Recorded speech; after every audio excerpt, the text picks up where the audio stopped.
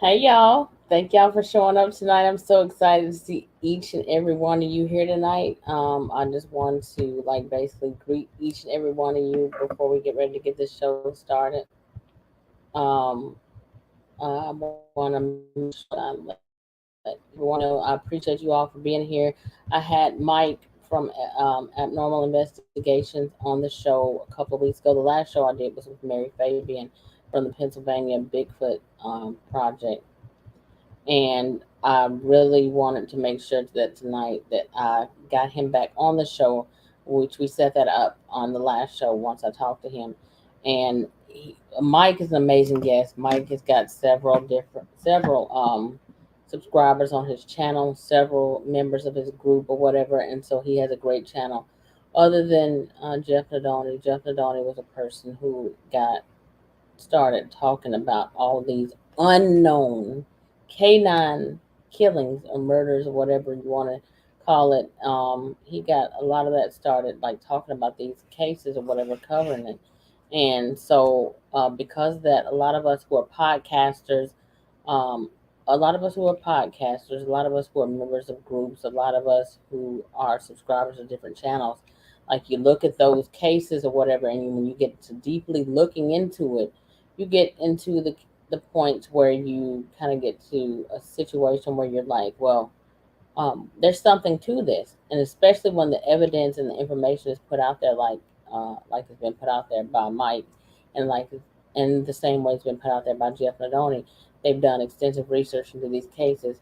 I know that Mike is has what do I want? I'm trying to think of the right words to put it. He has law enforcement experience. So with his law enforcement experience, Mike has actually talked to people that is on the inside. So he's got inside information on a lot of these cases, a lot of these encounters. Mike is backstage right now, and I'm going to bring Mike on stage in a few minutes. But before we go live with Mike, I just wanted to greet each and every one of you that's in the live chat right now.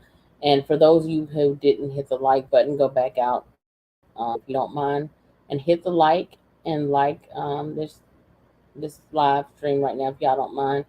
And please do that. And if you're not subscribed, subscribe to the channel. If you're interested in the channel, I do live shows with guests on a regular basis. Usually I do shows.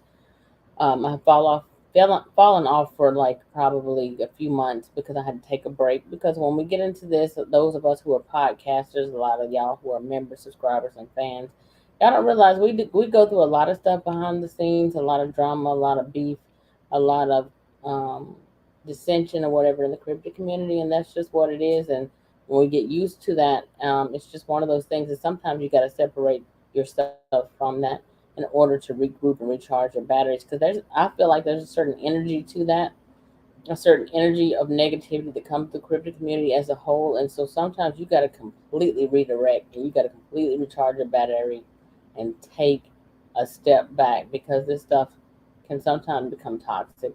And that's just what you got to do, because it comes with a lot of BS. I'm going to greet y'all in the live chat, and I'm going to bring Mike on in a few minutes. What I want to say real quick is that on the last show, when I had Mike on the show, Mike covered a lot of encounters with cryptids, a lot of unknown canine attacks, whatever, which is usually based on blaming those attacks and murders and killings or whatever on dogs or bears or any other thing that the powers that be, whoever they are, we don't know who they are, whoever they are, they come in and they tell you what you saw, as if you don't have any knowledge of it. In other words, to basically say you didn't see what you saw. This is the narrative that we're going to give you. Go with it, or we're going to destroy you. But with that being said, I'm gonna bring Mike on in a few minutes, but I want to basically greet each and every one of you who've come into the live chat so far. And for those of you who have not click the like on the video, please. Catherine Gay, thank you for showing up tonight. Dragon Mom 13, thank you for showing up tonight. Debbie, thank you for showing up tonight. I appreciate each and every one of you for showing up, because y'all could have been anywhere else. There's a bunch of shows. Y'all just stick around. Like I said, I'm not going to keep y'all forever tonight, but tonight is for Stephen to share a few more encounters with us tonight.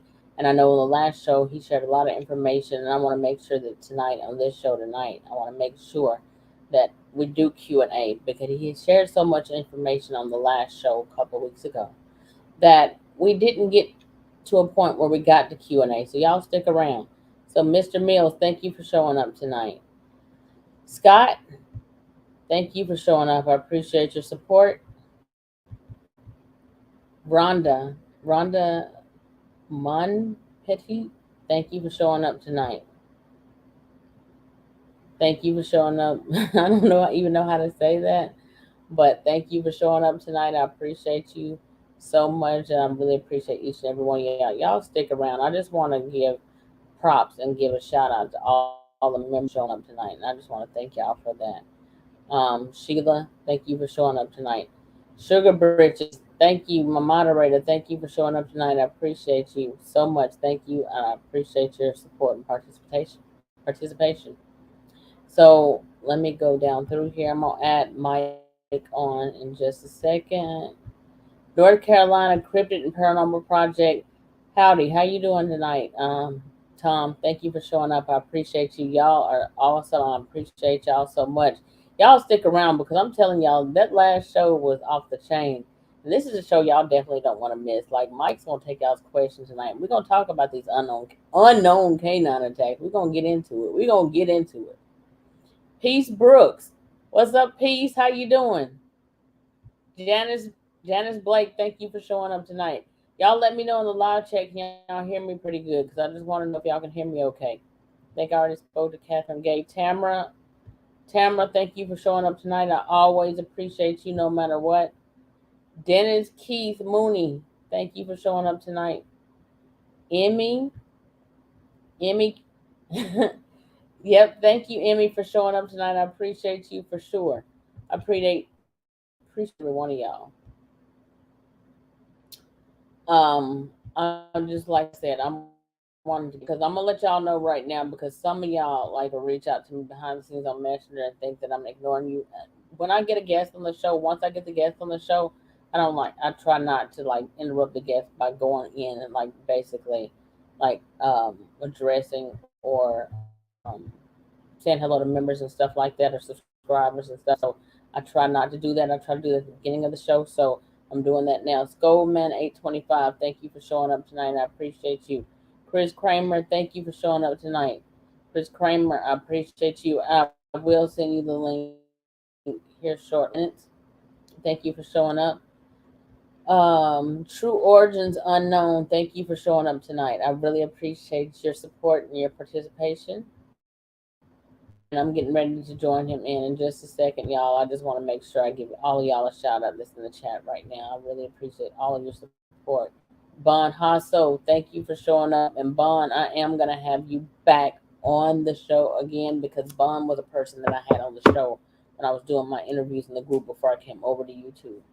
Um, Orgasmatron, thank you for showing up tonight. Marquetta, love you, honey. Thank you for showing up tonight. Missy, thank you for showing up tonight. I appreciate you. Michelle Milner, thank you for showing up tonight, girl. I love you to death. Thank you for showing up. Y'all stick around. Like I love to get members and subscribers and stuff like that. I love to give y'all a shout out because y'all just Steven is already backstage, so don't y'all go nowhere. He's right there right now. Michael Anthony, I see that um, Joe has given you a shout out. Michael Anthony, thank you for showing up tonight. And Joe, thank you for showing up tonight. Be more Bigfoot, thank you for showing up tonight. There's a few things over with y'all, and I'm gonna tell y'all in a few minutes. Carla Hipkins, thank you for showing up. Appreciate you so much.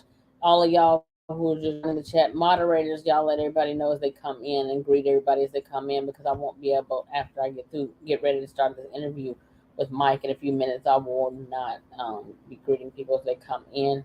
Not to be rude, but don't want to cut the guest off. I want him to be able to share as much information as possible. Sheila Claxton, thank you for showing up tonight. Mary Perez, thank you for showing up tonight. I want to tell y'all while I'm scrolling through these comments here, I want to let y'all know right now, like whenever we get ready to do this show here shortly in a few minutes, I want to let y'all know, please, um, I will take questions towards the middle. I don't know how deep we're gonna go into this. We might go straight into Q&A probably midway through because I want him to share a few more encounters. There were some things that we didn't get to cover on the last show. So, any of you who shared comments and your questions tonight, please put your questions in all caps, not comments that when y'all are chatting back and forth with each other. Put your questions in all caps because I want to make sure that I get every question as possible. Marl Perez, thank you for showing up tonight. I appreciate you showing up, and I appreciate you for subscribing to the channel. I really appreciate you. Tamara said I've got a bad echo. Anybody else hearing a bad echo from me? Let me know. B. Tolbert, thank you for showing up. I'm gonna assume that's Brandon. I'm not sure, but if that's you, then thank you for showing up tonight. Lisa Fink, thank you for showing up. I appreciate you tonight.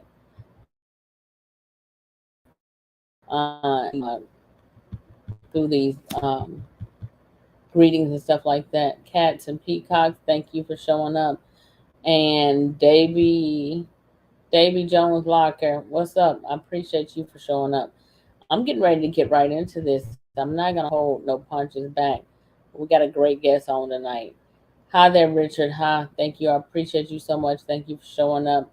That's Abnormal Investigation. That is Mike. And I'm also going to thank Daniel Stanford.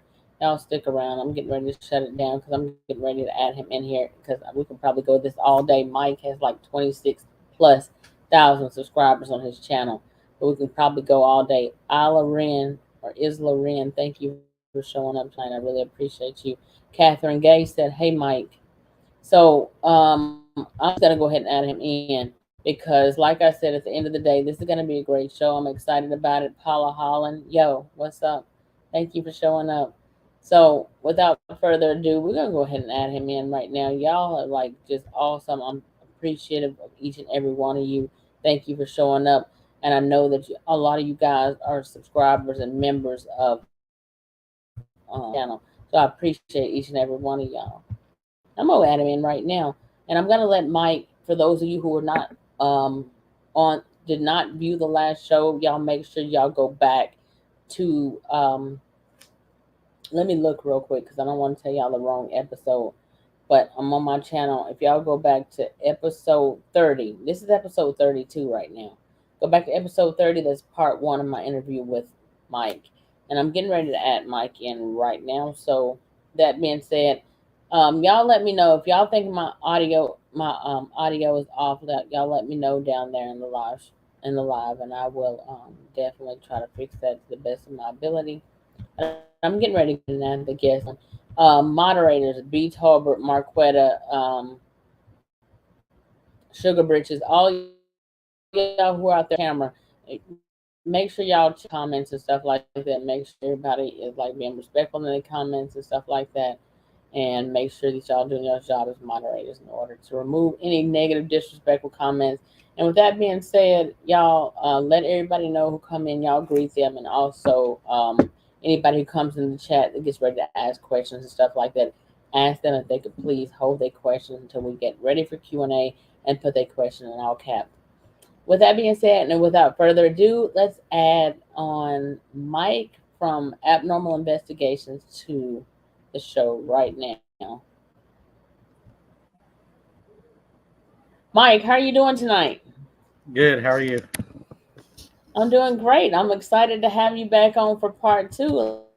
Like I know we did the show a couple of weeks ago, and I wanted to add you back in to have you on again for tonight because on our last show we covered a lot of stuff. Let me grab this paper real quick because I got a few things that I wanted to go over. Sounds like tonight's going to be more of a cross examination. I think the Q and No, A. it's well, it's gonna be a Q&A, but there were some other cases and other stories that we didn't get to cover on the last show, and I want to make Right. sure that we get to cover some cases or whatever that we didn't get to cover, because I know one thing that you wanted to cover was the Girl Scout murders, and we're gonna go into that later. But first, before we go into the Girl Scout murders, for those of my subscribers to my channel, for those who have not watched part one, can you basically give us a brief description, not a brief, a brief introduction to yourself. Tell everybody who you are and how you got into your investigation, your group, all that good stuff. Just kind of go into that, and then we'll go from there. All right. Uh, Pretty much, Abnormal Investigations is the name of my group. I started, I lived in it for all my life. Pretty much investigated it, was curious about it all of my life. About 2 years ago, some people told me that I should show what I'm finding, put it on YouTube, and I was kind of skeptical at first, and they said no, put it out there, put it out there. So I had a lot of people that supported me. My sister Sarah, my sister, she really helped, and then I had my daughter Kaylee, and then Cassie. They was all pushing me and pushing me and pushing me, and I put a video out, and it went crazy. I actually had a video that went viral for a while, and just continued from there. As far as investigating them, I lived around them all my life. It was something that my whole family grew up with. So it was over like a span of like from the 40s until present, you know. So it was just something that I grew up with and took an interest in because I always wondered what is messing around, why is it messing around, where does it come from, why is it there, you know, what intrigues it. And working with law enforcement and security all my life, I'm not going to go into everything I done, but I was an investigator. Ended my years. I was an investigator for 8 years, and I just started applying the techniques and the knowledge I learned from everyday life of working all the way from adults to juvenile services, having the privilege to work with those kids.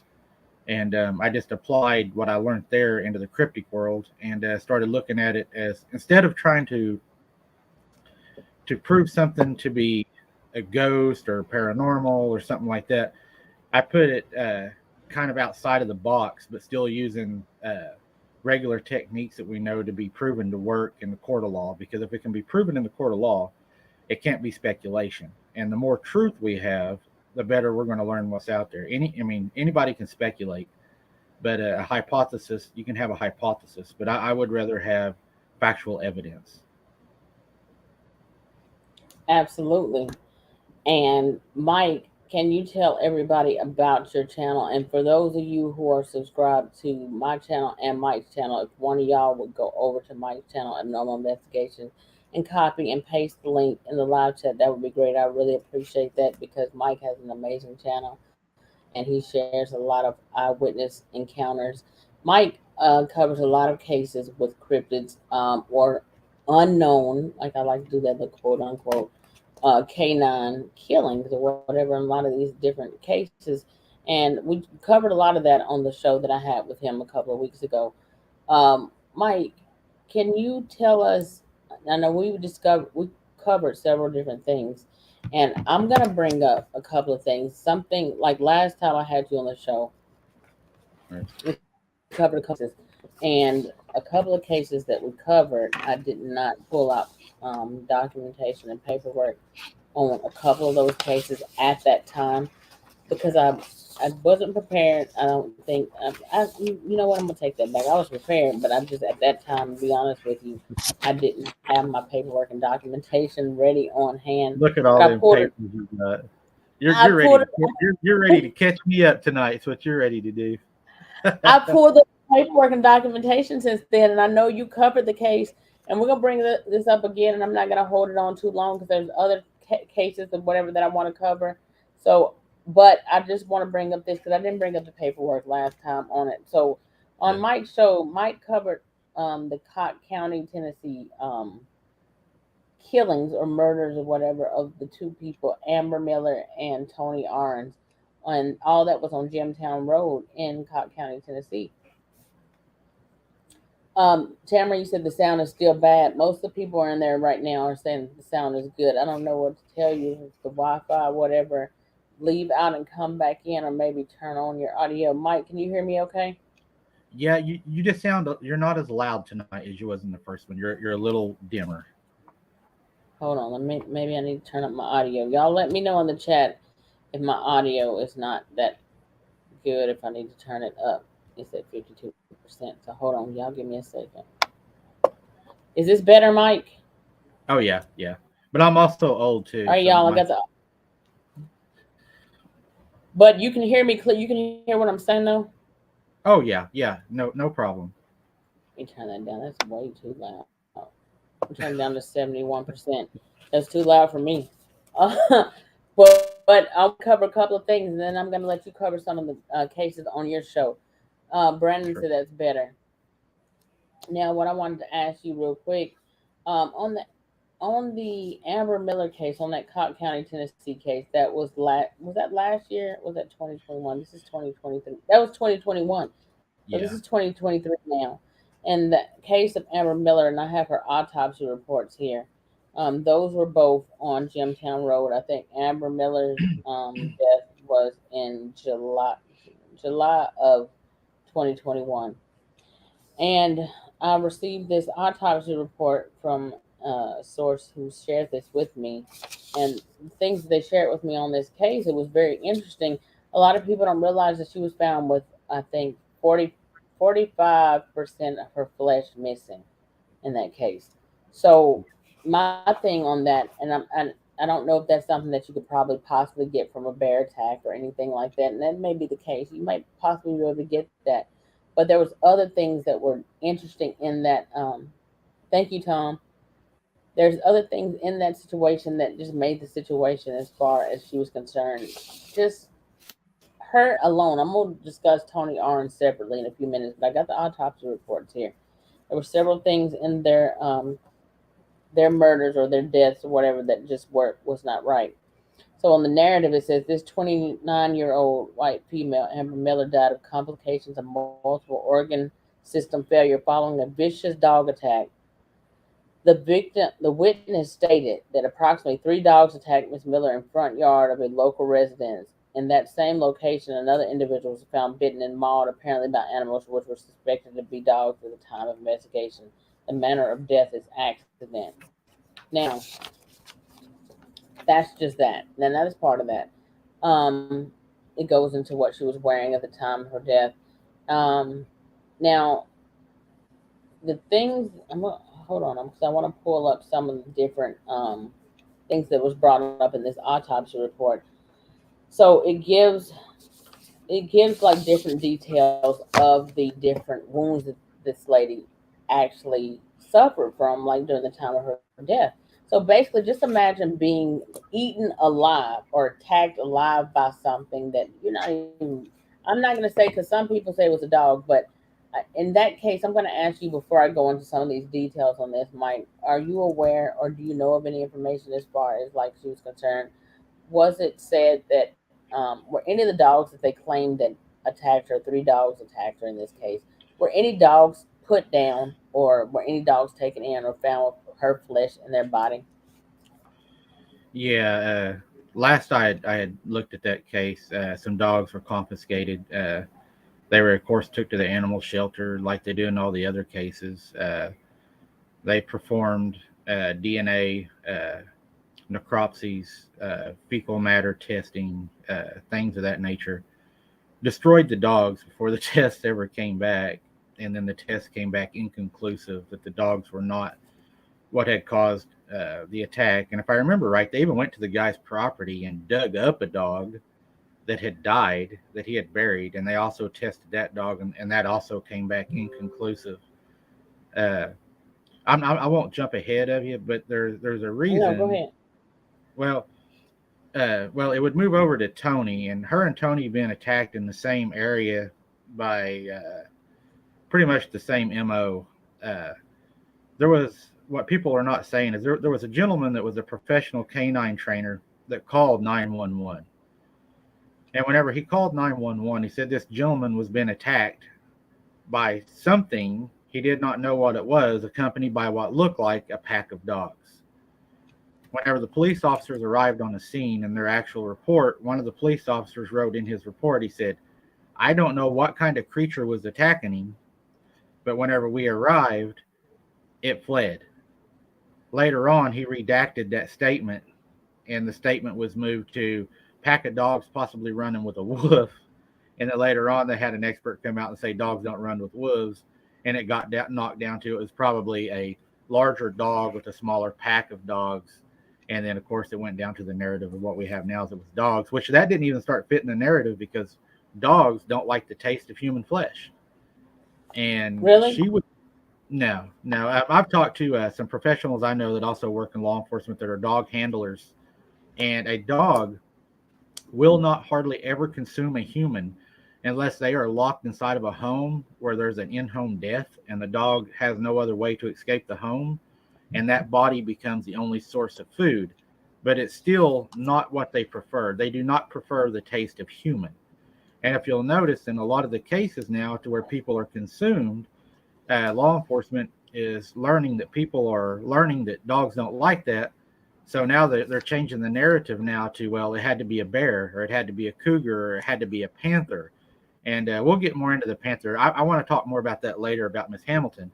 But yeah, the narrative changes to meet the attack. They're not taking the attack to meet what done it.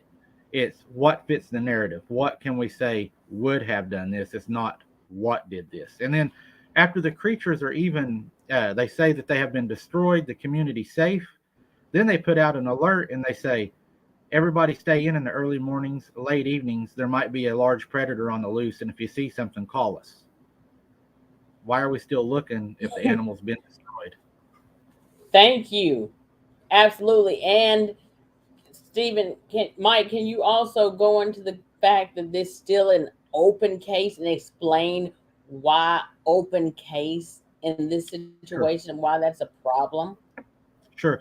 Whenever you're in an investigation, a lot of us investigators know that if you're working on something and there's a lot of loopholes in it, or there's things that you don't want to escape into the public, or even things that you may not want to have to answer to keep face, as you would call it, uh, damage control.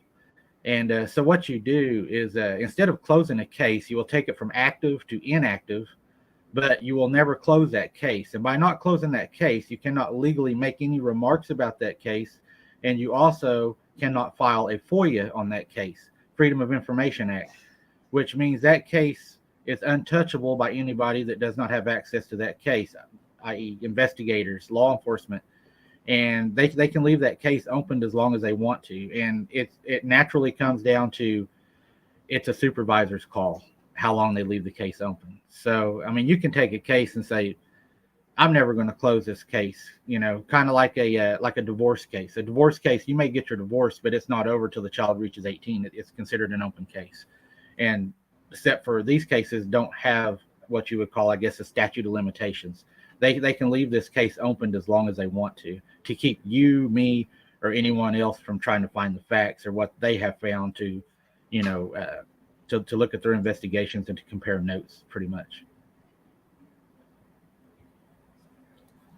Absolutely. And what I find interesting about it, the fact they kept an open case, um, the fact that you keeping it as an open case, like if you look at this like a regular murder investigation, as if human investigation, a regular murder, human on human murder.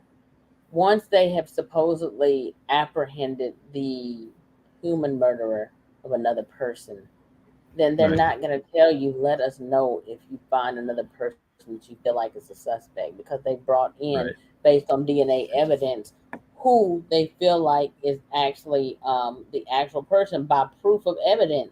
And based on the fact that they said it was three dogs or whatever, that doesn't fit the narrative of what they're going with, because if it did, then they would not be telling you to let us know if y'all find any other substances, because we're just not sure. That's what that's saying. And it's not that they're not sure, they know what it is, but they're wanting to try to they are wanting to know if y'all see anything else that you feel like is Well, strange, because they already know what's out there. What do you feel on that, Mike? well, here's another strange thing. It's probably going to get you in trouble on your channel because I'm going to say this, but I've been contacted, I've been threatened. But another thing that I was thinking also, B, is how come, and this is a question, I'm not making it as a statement as factual, this is a question to keep you out of trouble, I'll put it as a question. How come all the people that are attacked that survived the initial attack are all listed in police reports as being uncooperative and do not survive the attacks? Just a question. Just a question. So they can't speak back for themselves. They can't say, well, hold on, I was not uncooperative.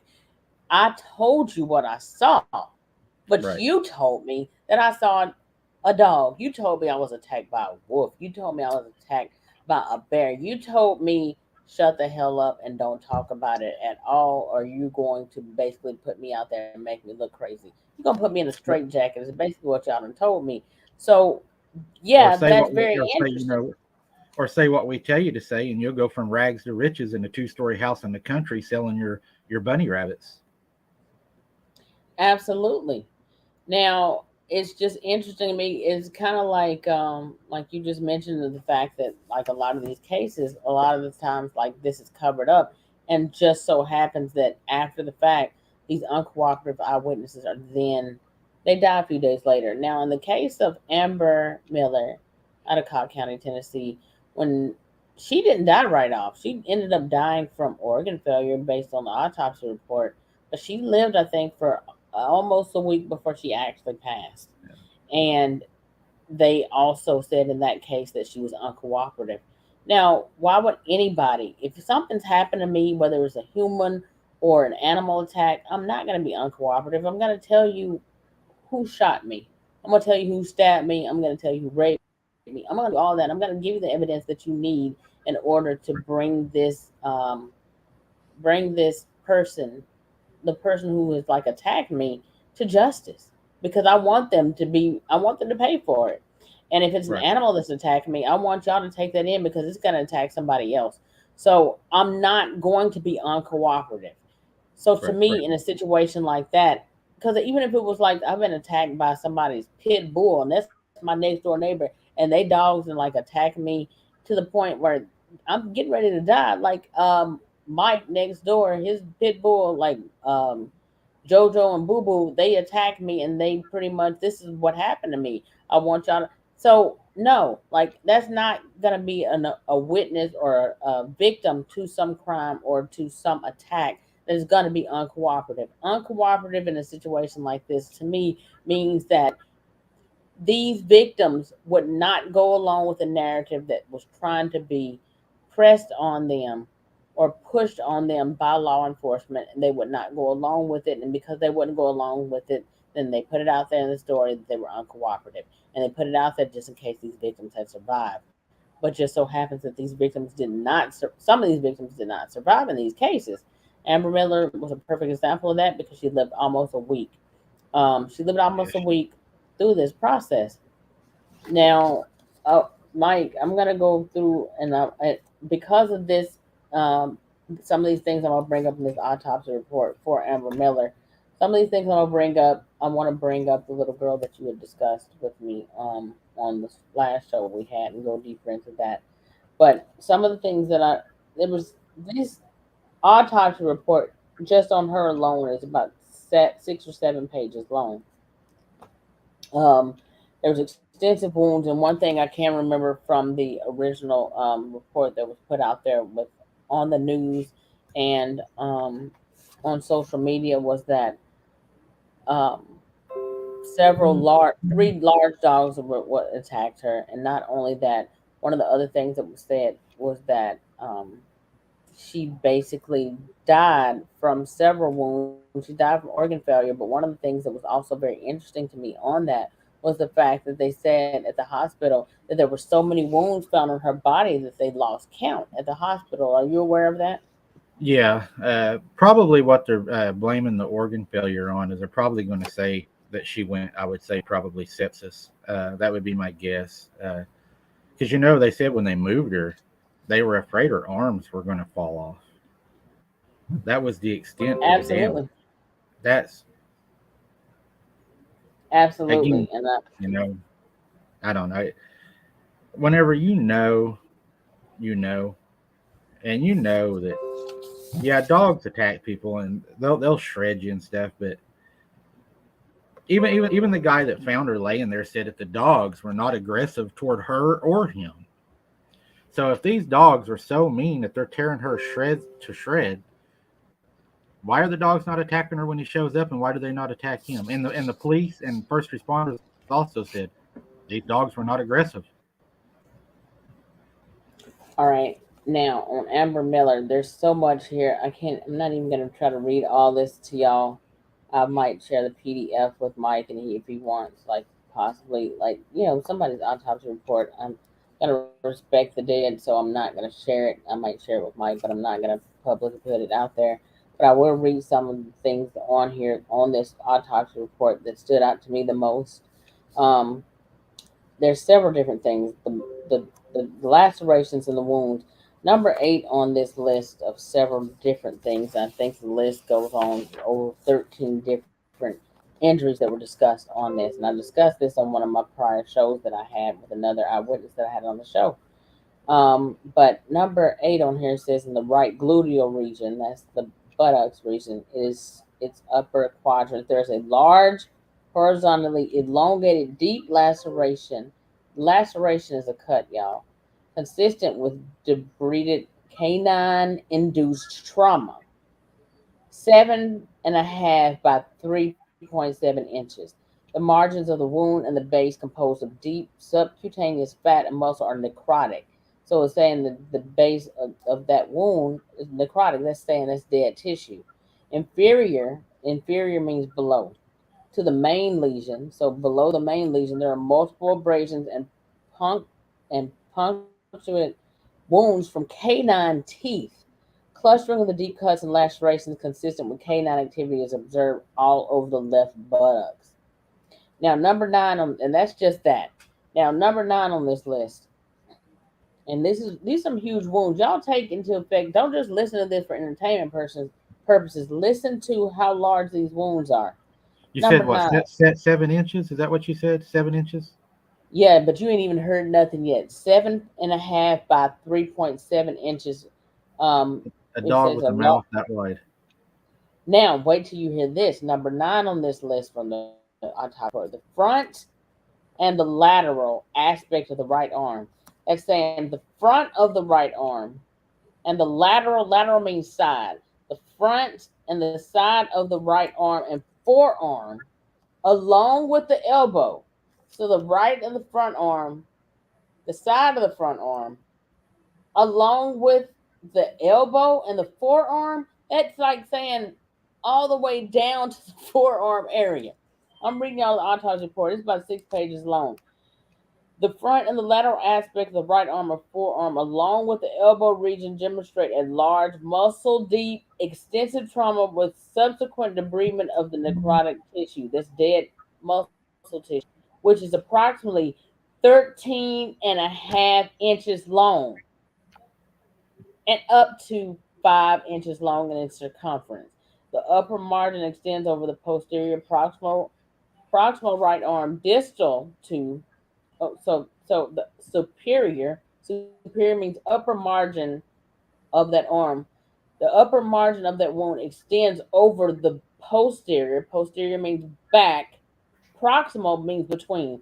So it extends from the upper margin over to the backside and in between the right arm. Distal means behind to the inferior border, lower border of the anterior front aspect of the main wound, which proximal means between to the anterior right wrist. You hear that? This Yeah. won't go, this won't go from like the upper front shoulder arm area all the way. You now hear it saying it's going all the way down to the anterior right wrist. Anterior right wrist. That's the front right wrist.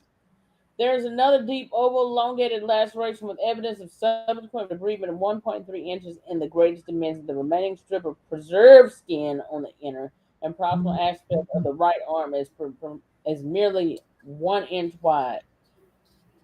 The left upper extremity, the left upper extremity means the left upper arm, y'all, has been amputated. Now I got the autopsy report right here, right now. This is straight up from Cobb County, Tennessee, y'all. Y'all probably can't see this. My light is too bright over there. This is a straight up like autopsy report from this. Number 10 on this list: the left extremity, the left upper arm has been amputated. The amputate now that's the upper left extremity. The upper right shoulder leaves an open wound, which is a loosely So y'all heard about the left shoulder that's been amputated. The left arm been amputated. The amputated right shoulder leaves an open wound which is loosely approximated with surgical strings. Approximated with surgical strings. So surgical strings is holding this arm together and measures 8 inches by 3 inches. The wound is very deep and unveils the underlying skeletal muscle in the right shoulder joint. Inferior. Okay, so that's that. Inferior to the open axilla. And I don't, y'all pull up. Y'all need to pull up a skeleton, and y'all can pull up these different things from the axilla. All y'all pull that up so you can understand this, because I had to actually pull this stuff up on Google to understand the different parts of the body, the muscle, the skeleton, all Well, that kind of stuff. they do that for a reason. Yeah, yeah, because they try you making it confusing. Just tell it like it is. Inferior to. So inferior and superior. Superior means above. Inferior means below. Anterior means in the front. Posterior means the back. Proximal means in between.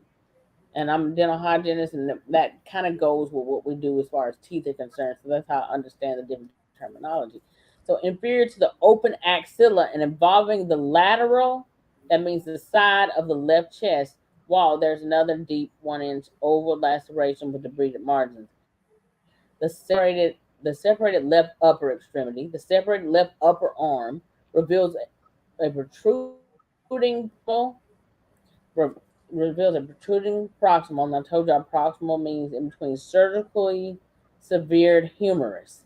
So the severed humerus, that's like the shoulder area. She been upper left arm been removed from the shoulder. When was the last time you saw a dog attack when a two or three? I don't care how many dogs attack a person. When was the last time two or three dogs attacked a person and completely ripped their shoulder out the socket? Michael, um, you ever heard of that? Not with dogs. Now, the segment of the cut bone above the left of the soft tissue is 1.8 inches in length. The overall area of involvement with the exposed dead muscle and debrided skin involving the arm is 5 inches in length. On the front, middle, between left forearm, there is a separate deep oval laceration with necrotic margins, dead tissue, and necrotic bed deposed of the exposed skeletal muscle is 2.2 inches. Now, y'all getting ready to hit I think the largest out of all of these wounds right now. Y'all hear number 11 on this autopsy report on Amber Miller out of Cobb County, Tennessee. If y'all not familiar, Steve, Michael, are you familiar? Do you know the episode that you did on that show with Amber Miller and Tony Arns? What was the name of that episode? If not, because I want y'all that's not familiar with what we're talking about, go to his channel. He covered that on his channel. Yeah, it's been a while since I covered that one. I'm Go not to his sure what. channel, go to videos, and go down through there and just look for the video where he's talking about the Cobb County, Tennessee case. It was Tony Arns and Amber Miller, and that was in 2021. And her death was in his death was in, I think, April of that year, and she died like 2 months, like in July of 2021, on the same road, the exact same Yeah, road. Now, almost same location. exactly. Now, Yeah, here's the very worst close. of it. Now, when it comes to, I don't know how big of a dog's bite or a dog's mouth is in dimensions or whatever to be able to tell you how, if like a dog bit you, like if they took like dimensions or bite impressions or whatever a dog's mouth. Would a dog's mouth in your mind, like, would it be 18 inches wide? No, no, not in my opinion. No, I would guess Number the largest canine. Just guessing, and I think it would have to be a very large canine, would be 6 inches. Chris, I'm gonna take your question in a second, but before I take your question, I want to read number 11 on this list on this autopsy report, and then I'll take your question because I'm taking Q&A tonight because this show tonight was really for Q&A because I want people to be able to get it out there. Number 11 on this list: a large portion of the anterior, so a large portion of the front lateral, that means the side, and posterolateral, back side of the right lower extremity. Lower extremity, that means your legs. So that's saying a large portion of the front side of the thigh, the side of the thigh, and the back side of the right thigh extremity is involved with the debrided area of animal depredation, at least 18 inches long. This is on the autopsy report. The widest area of debridement around the distal, that distal means distal means the farthest away, right thigh, the outside of the right thigh, measures 10 inches. The skin margin of the underlying dead muscle and the base of the wound are gray brown, discolored to necrosis. Now, it goes into great detail and it breaks it down like in full detail on all the dimensions. This is like one of the, I've never read any autopsy report before, so I can't tell you if every autopsy report is this extensive, but it goes in great detail. Now, further down on this, it's so deep. Let me just go ahead and read it because I don't know how much y'all want to hear of this, but the widest area of debridement around the distal right thigh, brown discolored, it says it measures 10 inches. The skin margins and the underlying necrotic tissue are gray. So that's dead tissue basically. Separate from the main wound and involving the back and side of the right thigh, there's a horizontally elongated debrided laceration. A laceration, y'all, is a cut. 4 inches in the greatest dimension. In the knee, so this thing's not only involving the thigh. Listen to all this, y'all. The knee, involving the knee, in the knee and proximal right leg region, the injury and the subsequent debridement are fully circumferential. So it's saying it goes all the way around the knee. Distal behind, so distal on the outside to the main wound involving the posterior. This gets real deep. I'm telling y'all. Now, Mike, um, do they go this deep in detail when it's a regular dog attack, like a dog has killed a person? Do they go this deep in explaining how many wounds or how many dog bites it is? You're in the form of law enforcement, so what can you Yeah, say on this? that would be typical. Yeah. A medical examiner is going to most of the time document every injury to the body. That's not only just for medical, uh, possible legal, but also family. But very rarely are you going to hear a doctor say there was so many bite marks we stopped counting them. Her arms were about to fall off. I mean, Jesus Christ. I mean, I've seen. Okay, my sister was attacked by a dog, and it was nothing like what these encounters are. Like the little girl in Oklahoma. Okay, this mouth on this dog came over her shoulder from behind, bit her into the middle of the chest and into the middle of the back, covered her whole shoulder area, pulled her shoulder out of socket, ripped the tendons from the bones, and listen to this: 63 teeth. You didn't say that on the last show, Mike. What you said in that impression, in that bite impression, 63 teeth in it? 63 teeth were first reported on the report, which was later knocked down to a dog. When the little girl was first questioned by I believe it was the city police, she said that she was attacked by a monster. That was the only thing the little girl could say. It was a monster. They went to the hospital. The little girl was triaged. And while she was being triaged, and everybody knows it's an investigator even works, you are not supposed to interview a minor without the present, their parent present or a guardian, right? Yeah. They went in, removed her family, talked to her, and after they got done, she said, "Oh, it was a coyote." They said she picked a coyote out of the pictures they showed her. But what her mom said is, out of the picture they showed her, she said they never showed her a werewolf. They never showed her a dog man. It was all dogs, foxes, cougars, panthers. And the little girl was saying it was a monster. And then she asked the little girl when they got home, she said, "Why did you say it was a coyote if it was a monster?" She said, "Because the man told me to." Ha! Really? That's what the mom even said. But see, the mom, she went around town telling people. She went around town telling people, there's a monster on the loose.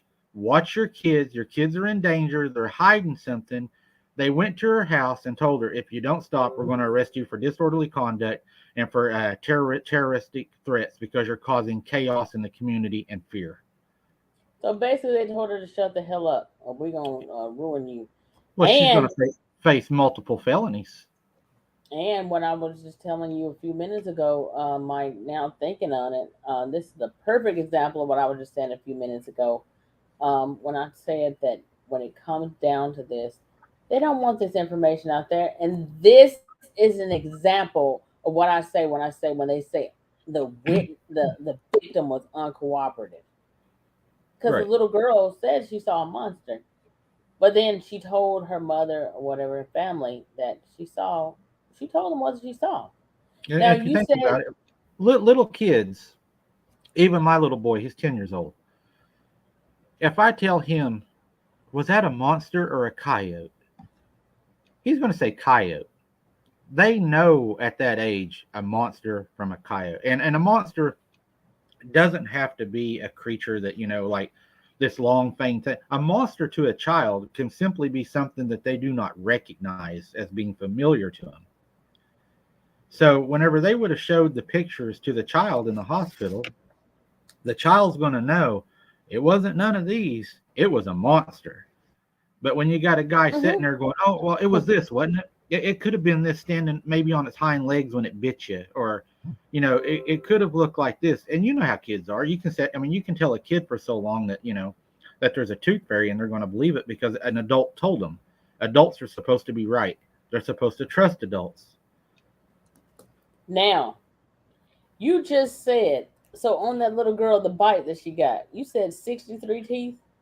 Is That was that the right? first report. 63 teeth and a shark-like bite. So while we were here talking, like during this, like I googled because I was curious, because a lot of time I don't want to be one of those people that say, oh, that was definitely a dog. No, I don't want to do that because I want to know. Okay, now if they originally said it was a dog or whatever they said, I want to know.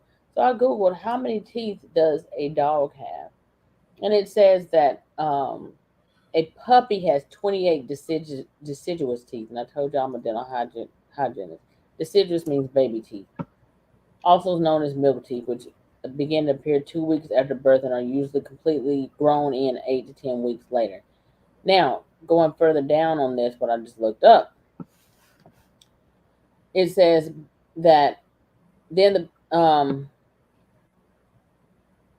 eventually there will be a total of 42 adult permanent teeth. So permanent teeth, that means that once they're no longer a puppy and they get their permanent teeth in, they're no longer a puppy.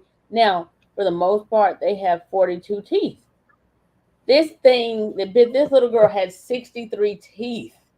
It had 21 more teeth than a normal dog. So that's not a normal dog. That's not an average dog. No. That is not. What did they say for that? What did they try to call it? What did they say it was? Well, the report got changed again, and it was a coyote. Oh, a coyote? That's what they went Yeah, with? yeah. They even brought out an animal control officer that said that it was a coyote, and they were surprised that it even attacked her because I believe there was an airport in the area, and they said there's plenty of rabbits and stuff out there, so we're surprised it even attacked her. It probably just ran up, and she may have cornered it in the backyard, and it acted out of fear, and defended itself. But it had 63 teeth. But it has, yeah, 21 more than a normal dog. Yeah. So what I did And just then while you were talking, I googled how many teeth does a coyote have. 42 teeth. mhm, yeah. So again, they lied to y'all. Ain't no this was no coyote. And when was the last time a coyote was able? I don't care like if it's a child. I don't even care if it was a toddler. Even if it And was a and, toddler or a and think baby. of and even think about it. The size the mouth would have to be to even cover that area, right? But Hmm. then it would also have to have the height to be able to bite downward over that area, not just cover that area. You've got to have the height to be able to come down and bite over that area. And not only to be able to do that, but be able to have the bite pressure in that, which would be a very uncomfortable place for a dog to be on its hind legs, anyways. And then to exert that much force and to be able to pull everything up and out of socket and tear ligaments loose. Absolutely. Sense, and they won't cover for that because they know that for the most part, not most people are not. With most people not being researchers, they know that most people are not going to dig that deep into it. Somebody should, if there was a person that was deeper into this like we are, they would have asked those deeper questions like that and said, "Wait, you said it's a coyote, but now in your report you said that it was 63 teeth. The coyote has 42 teeth. The dog has, I'm assuming a dog and a wolf got 42 teeth too. They're the same family. But if you And remember another back in the thing, day, they told us in school that a coyote and a dog or a coyote and a wolf could not mate, and that's not the truth. How you think you got coy dogs today? They lied to right. us back then. And another thing, and this is standard practice.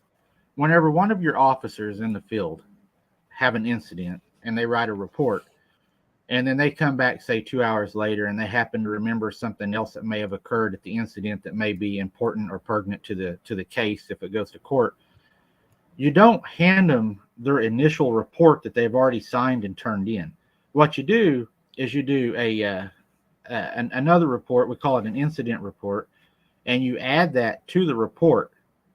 You'd never take the initial report away. You always add to that report, because if you take the initial report away, it gives an area for them to be untruthful. And you can always add to it, but you can't take away from the initial report. These reports that they're doing, they're completely rechanging them, reissuing reports. And a lot of people may not know this, but even whenever I was a supervisor, if one of my officers turned in a report and I didn't agree with it, I cannot tell him to change it. I cannot change it. All I can do is sign off on it, because that is his report. That's what he saw. And in court, they're considered an expert witness. And a lot of these reports go from crazy to downplayed. I call it downplayed. I believe it's damage control. I believe that it's liability. That's what it is. It's liability. It's money. It all boils down to the money. You follow the money. It it definitely is. I'm gonna add, in a few minutes. I'm gonna add one of my good friends in on this interview with me, with us.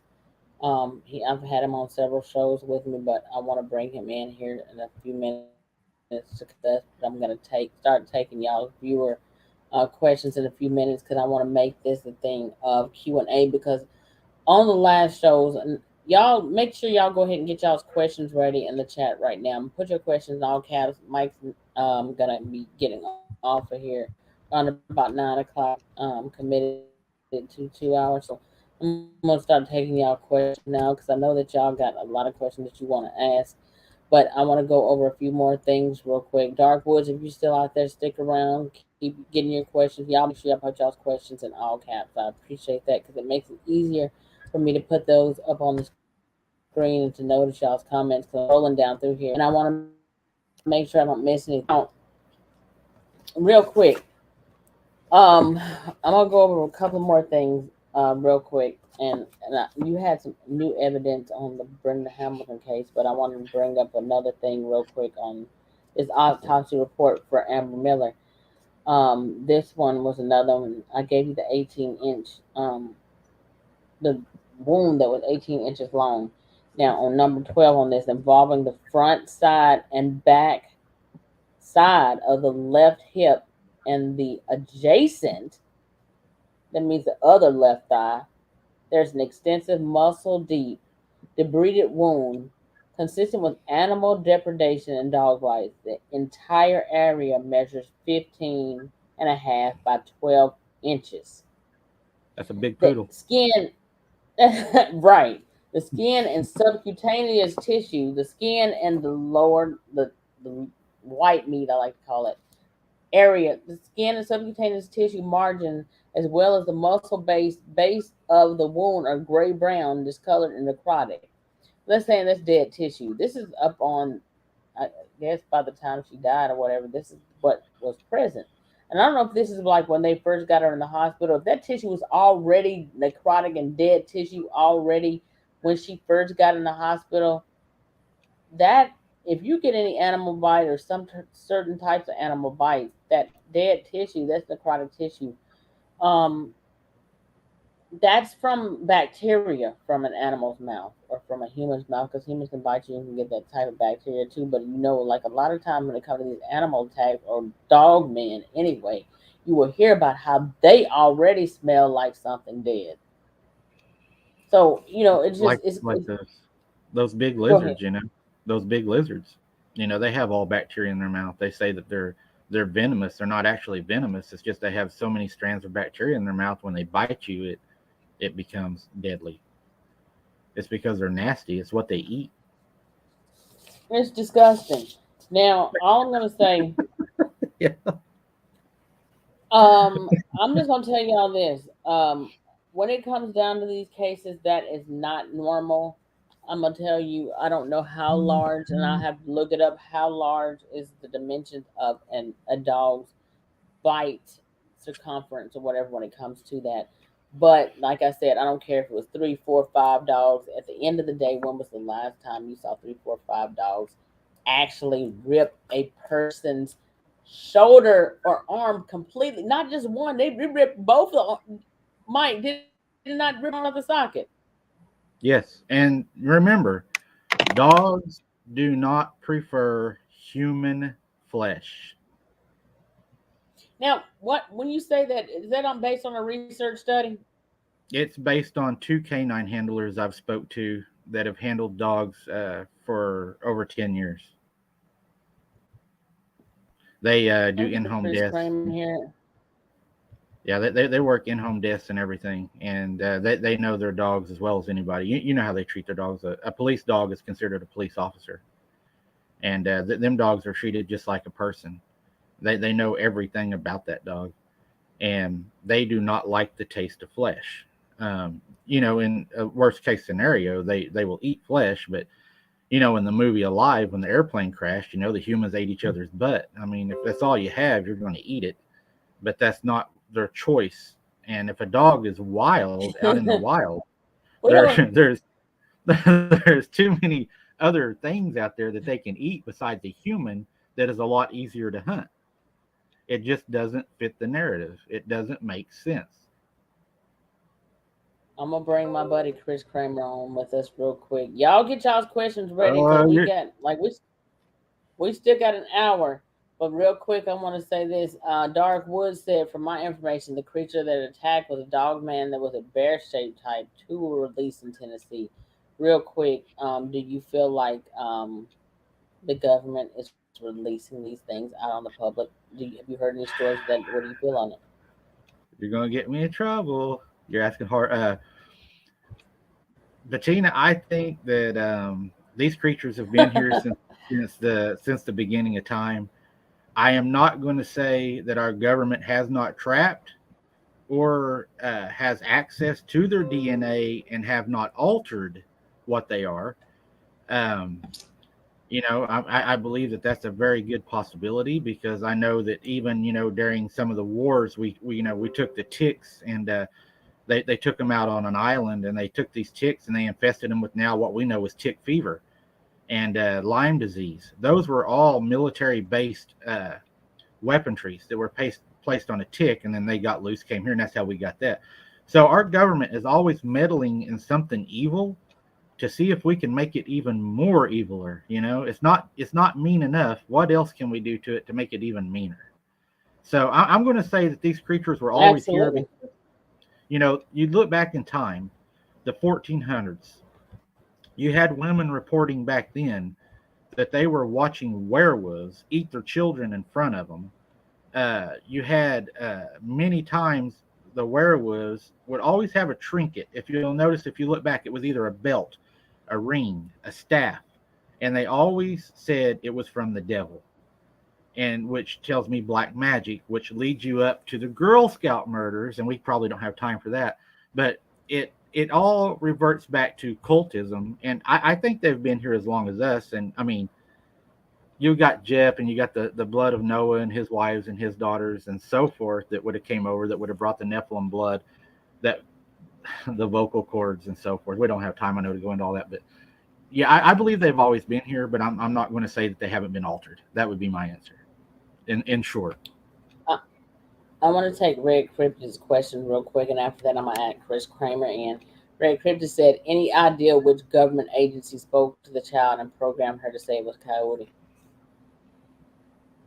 I don't believe it's any one government agency. I believe that there's a protocol. Um, it would be too hard to have one agency oversee all this, because there is media. Things do happen. You have people in small towns that do talk, that know each other. They know the emergency personnel.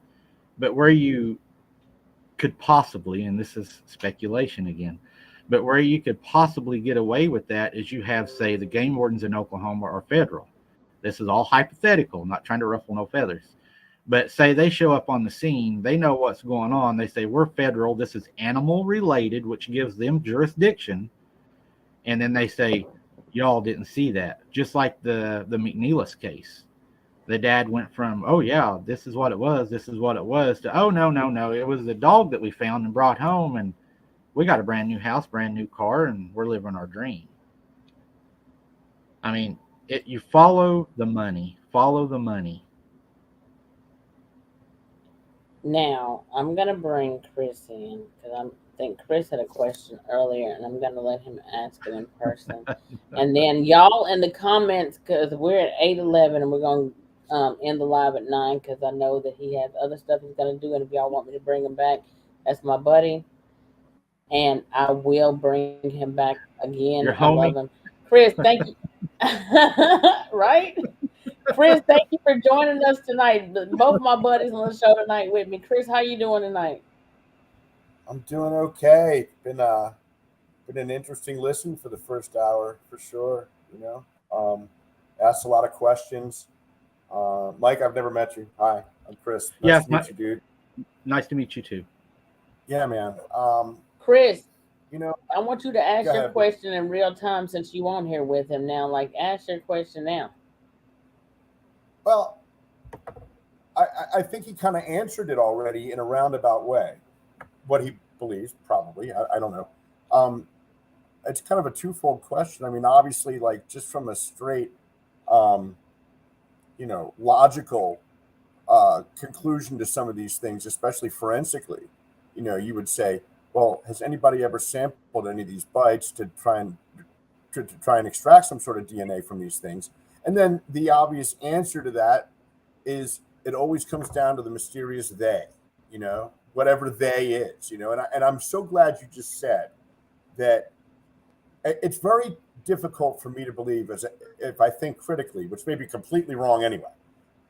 If I think critically that there is in some of these bumpkin counties and really small law enforcement agencies in small towns, some driving deep state protocol that automatically gets put into play when something that's unexplained happens in these cases, and so to look and then we start really drawing, grasping for straws, like hypothetically the Wildlife Management Bureau, which is that is true, that is very true, but it's it challenges me to think that 100% of these cases that come up, and you see it a lot with like David Paulides' work, where he follows along the same trains of thought. I'd see that you don't want to speculate, which is smart, but it begs speculation. Right. How is it possible that every single one of these, we'll call them unexplained attacks, because quite frankly they are unexplained. We're Absolutely. drawing conclusions to dogmen or cryptids, but we don't know.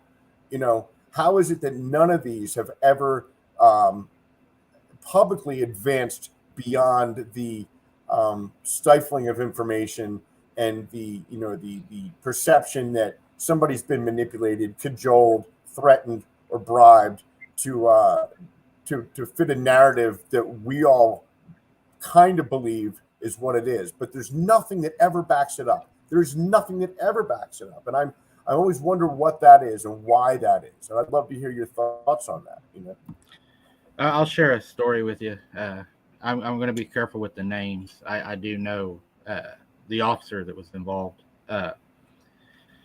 There was an incident that happened a few miles from where I'm at. I actually witnessed it on the scanner one night with another individual. And they had an attack to where a man was attacked in his backyard. The wife first called and said she believed a cougar had attacked him, but a very large cougar. State police, which is Oklahoma Highway Patrol here, they went to the scene. And when they arrived, they said that they had a large man-type person, man-type, fled to the backwoods. Well, where they live is the river bottoms. This man-type creature fled there. The game warden here in Oklahoma, they are a federal entity. They called, and what he said over the radio was, keep your ass out of the woods. So time passes by. They arrive. Next thing you know, you got a National Guard helicopter coming out of Kansas. National Guard. They call and they say that they're using FLIR and that they have a person of interest, which can be anything, running down the river bottoms at a high rate of speed. The game warden again comes on and he says, keep your ass out of the woods. This creature goes down the river bottoms. They end up losing it down there, whatever. They then say, let's meet back at the local school to do a debriefing. After the debriefing, one of the game wardens couldn't believe what he had seen during the search, the information that was released to him. He wouldn't stop talking. This game warden, for some reason, allegedly committed suicide. He's got a family. He's got kids. The narrative, if you're not on board, bad things happen. And I know that whenever we went out and collected evidence, a lot of times it was, these people are crazy. They didn't see what they seen. It's a misidentification. And I don't know if you've seen the new information that's came out on Miss Hamilton, which is very, very disturbing, that our 911 callers are now making the decisions to what you're seeing in real time. Yeah, I've heard that in a few other instances as well. What does that mean? What do you mean? A caller calls in. They're giving a narrative. Yeah. I mean, if I call in and say, disturbance. What? Like ahead, you Mike. call in and I say, well, I see this large ape-looking man in my front yard. Well, dispatch is probably going to put it into their report as we have a prowler at 303 South Broadway. They're not going to put that in there because it doesn't fit the narrative. It's a lot. If it's not on paper, it didn't happen. Agreed. I think I'm always curious. See? That's a gimme. I mean, it's not like anybody's going to trust Uncle Sam these days, you know. I think I'm always curious, though. I'll give you a great example of a dichotomy of this, and that's that this is a small channel. However, as these phenomenon and topics drift more from the fringe into the mainstream, as a result of the internet, as a result of platforms like this and a slew of other ones, that, you know, and we're seeing guests, hosts, experiencers, interactors, researchers, unfiltered, really unfiltered. Now, you can say that people are shadow banned. I'm sure we all know who runs the internet at this point. However, it's allowed to happen. It's allowed to occur. And it's not at the point anymore where, you know, 40 years ago, look at MUFON people that were considered tinfoil hat conspiracy whack jobs. are now, sitting as experts on Fox News, So I'm curious as to where the line gets drawn between, because 20 years ago, if we had had these platforms, I firmly believe that they would have been shut down. There would have been absolutely no way there would have been sharing of experiences and information on the level that we're getting right now with honest, intelligent, critically thinking people relaying what they've learned, what they've seen, what their interactions have been. And I wonder where that line gets drawn, because I've had in my own personal life decades of interaction, and I've yet to see a Black Hawk come cruising over my house. You know what I mean? Now, granted, I have never really been super public about it. It's only with Bettina and only under duress that I'm even here, really. I don't have a channel, and none of that stuff. You know what I mean? I don't want it. So I always wonder, well, what do you think that is? Why do you think that is? Why do you think when we're trying to encapsulate the law enforcement / federal end of a possible narrative, that it doesn't really filter over into this environment? Probably because most people are going to believe propaganda. They can make you out to be the tinfoil wearing person, and as of right now, there's a lot larger percent of people that believe that this is not true. It's a fairy tale. It's mythological, and what they're doing is they're using psychological aspects to control people, which they've done for decades. Just like whenever you get into a fight, they teach you in school, even if you take somebody to the ground and they're cooperative, you still yell, "Stop resisting." You go to court, the people that are standing around are going to see him resisting. Until there's a body and until there's definitive evidence, and until you don't turn that body over to them when you find it, and then that body disappears, there's always going to be the narrative that we're just the few, the crazy, and until somebody's murdered, they really don't have to show up. And if they do show up, and it's very sad, there was a little boy in Oklahoma, totally shredded. I spoke to the father myself, and they hand him a briefcase of money, changed their whole lifestyle. I'm talking a whole lifestyle change. But Mike, and all of a sudden it's okay. Mike, tell him, because I don't know if Chris was on there when you told this story. Tell him the particulars of that case. There was a young man in Oklahoma, and just out of respect to the family, I'll try to not be as. And if you have kids in the room, you may want to have them leave now. It's pretty in depth. A young boy in Oklahoma was attacked in what they said was his backyard. The damage done to him was massive. I had some first responders and police officers reached out to me, and they said, "Hey, something's going on here." First, what I done is the game rangers took over the case, which is not protocol. Normally, game wardens do not do murder cases.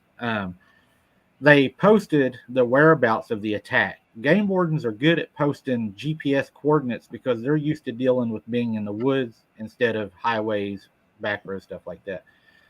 So I placed the GPS coordinates into where the body was found, and it took me out into a field on a pond.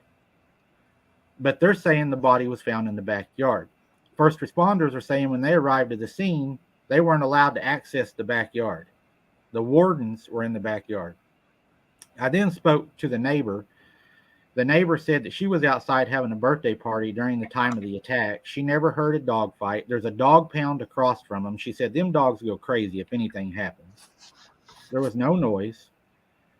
Later, they find out, I speak to the dad, directly spoke to the dad, and he says, "Well, there's something going on here." And I said, "What's going on?" He said, "Well, I looked for my son for 15 minutes, couldn't find him, called 911. I said, "You're telling me you couldn't find your son in the backyard in 15 minutes? He said, "Yeah, because he wasn't in the backyard." And I said, "Oh, okay. Where was your son?" They found him at the pond. Really? His son was missing his pretty much his side internal parts. He was decapitated. His head was set under his arm. And they moved the body to the backyard and said that he was killed there by a dog that the family had picked up. Well, the dog was moved. Say his head was intentionally set underneath his arm, like in the crook of his arm, like that. Yeah. Yeah. The dog was sent to the dog pound. The dog pound was ordered not to take any DNA samples, necropsies, or anything. It was definitely the dog, and they were ordered to destroy the dog by fire that weekend. The family, and I'm not knocking them, I know what it's like to have hard times, and you could tell by looking at them, they struggled. They didn't have a lot of money. You could tell by their house and how they dressed. And now they own a 2-story house in a very nice house in a very nice location. They said they're living their family dream. They are raising the animals they've always wanted to. They have a brand new vehicle. And then I even went deeper and researched. And on the night that that little boy died, I found out that his mom and dad are practicing witches. And the night he died was on the night of the hunter's moon. And it wasn't even that night that he died. He actually died very close to the actual time of the hunter's moon. I contacted the police department and asked to speak to the detective. And he told me that the case was very well handled. So. A lot of crossover there. Opens up a lot of doors. Yeah. That's for sure.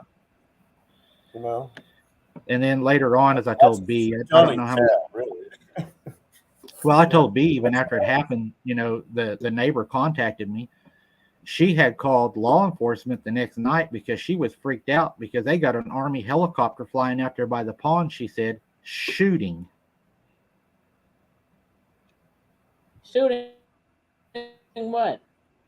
Don't know. They just heard. On her property? Behind them, no. Adjacent to them, over on the property where the body was found. She said the helicopter actually had gunfire coming from the helicopter. And whenever she called it in, they told her not to worry, that they were aware of it. Now, what I find disturbing is open up more speculation. Like when they, right. My question is this, and I don't know because, like I said, like I'm just like a regular person, but what I want to know is this: like, if you would take like some DNA evidence to a veterinarian or a DNA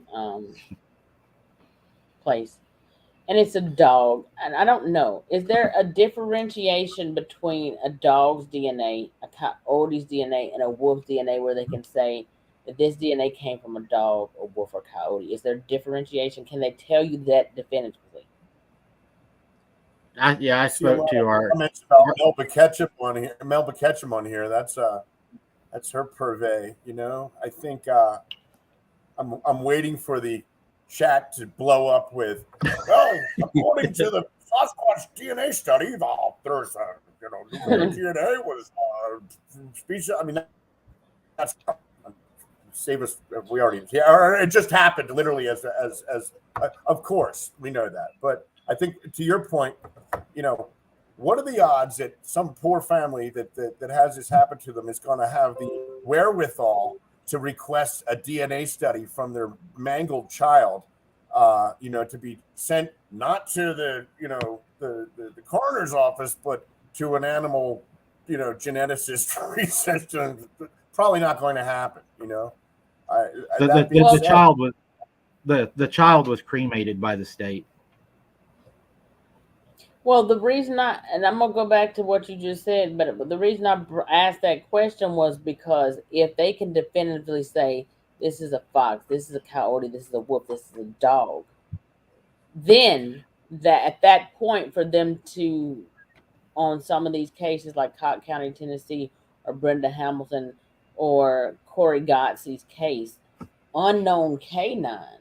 Well, we know of dogs, wolves, and foxes, and coyotes.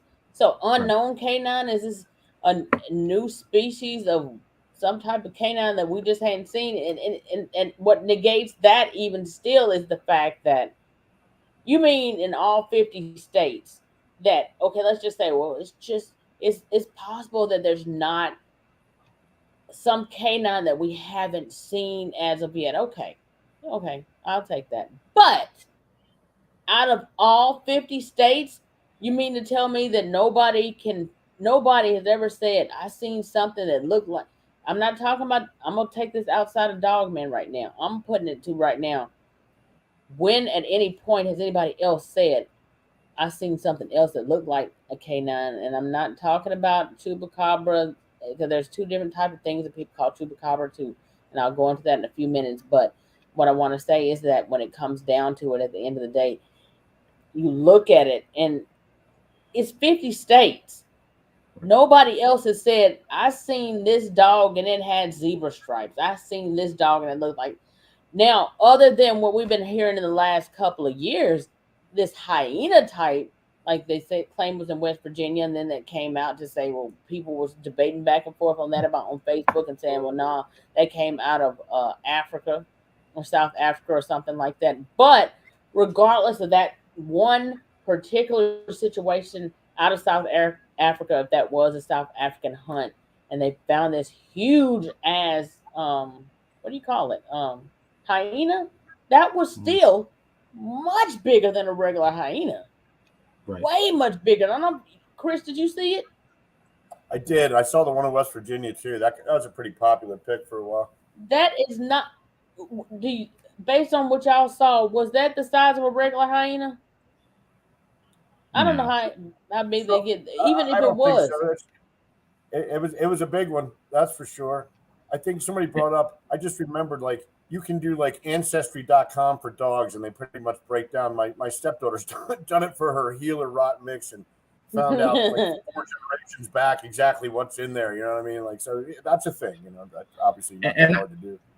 I spoke to the lab to see about, being able to tell the DNA of an animal, and they can tell because you have the AKC registered German Shepherds, you have your pure bloods. They know what they're looking at, and because they have a file of each dog, of each canine, and what they are.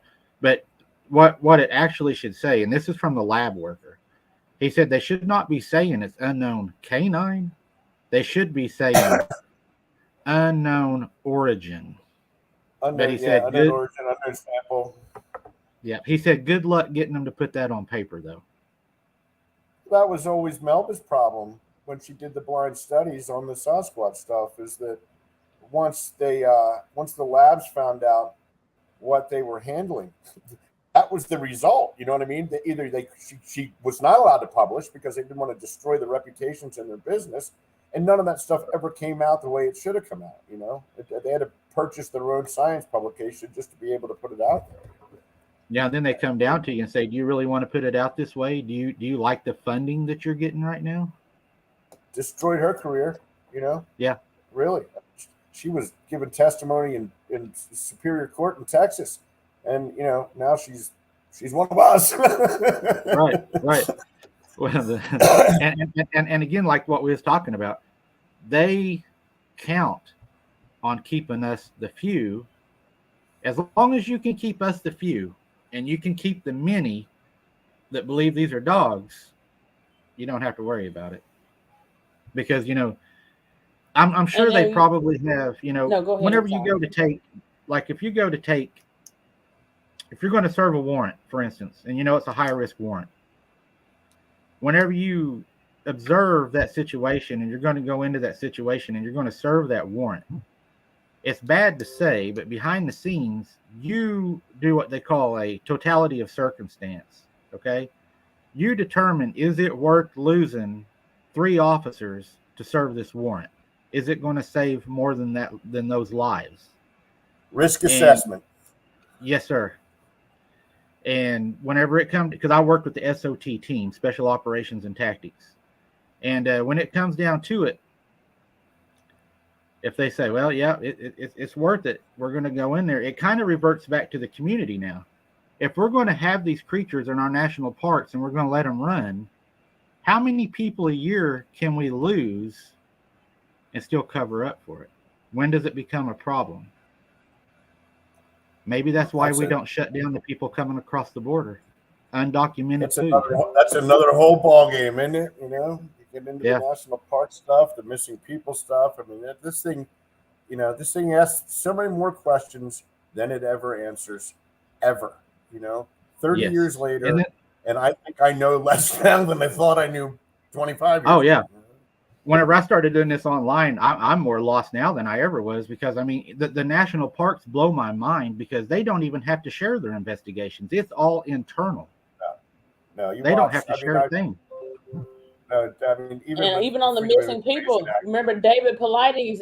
David Paulides was going to have to pay, like, I can't remember how many millions of dollars just to get that Freedom of Information Act. They didn't want him to get that. Even if he did pay it, I still don't think they was going to get They would have redacted everything. I just picked his brain in well, November. He was in waste, even if Phoenix, they want.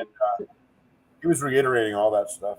That he just gets stonewalled at every turn because he's on to something, and they know it. And and we talk about getting shadow banned and censored. He's got to watch his P's I and mean, Q's, man. Yeah. I've heard these things speak, Yeah, me too. Can you and speak on that? Now, when you say you heard them speak, are you talking about what people talk as the mind speak? Or are you talking about like verbally, like verbally. Now audibly? that not sentences. Usually one word. It's usually one word, and it's animalistic, but it is understandable. Uh, I heard one of them say my mom's name through the water cooler, uh, and then one of them stood on the sidewalk out in front of my grandma on a summer night while she had the front door open, sitting on the couch, and it reached its hand out, and it done the motion to come here, and it was saying her name over and over and over. And then the next day, my little niece, it was 10 years old, something like that, she was playing out in the backyard, and it stuck its hand out of the grass and was doing the same thing, calling her name, trying to get her to come over there. Mhm. Luckily, she cried and freaked out and ran in the house. These are like the dog entities. You know, everybody, they say they see these large creatures. What I have seen is more of a tall, skinnier creature with a humped over back. I have seen the Bigfoots, not as often. Bigfoot are not, I do not see them near as much as I see this other creature. I'm not sure what this other thing is. I hate to put a name to it because I don't know what it is, but it seems to be more, I would say it's evil. When we go fishing, for instance, it was throwing little sticks and pebbles up at my little niece and nephews and trying to get their attention. And then my mom's there with me and we're fishing. Then it goes from making a cat noise to a cow noise to this to that. Then it starts sounding like a baby crying.